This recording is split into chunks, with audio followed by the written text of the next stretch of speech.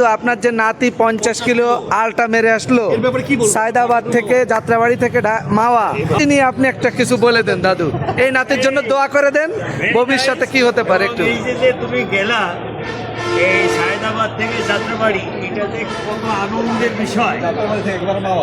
যাত্রাবাড়ি সায়দাবাদ থেকে মাওয়া, সেটা 50 কিলোমিটার। এটা একটা আলট্রা হয়েছে। পরে করার সময় ক্লান্তি লাগে ঠিকই, করার পরে যে আনন্দ, এই অফুরন্ত আনন্দের কথা আসলে প্রকাশ করা মানে এটা ট্রু।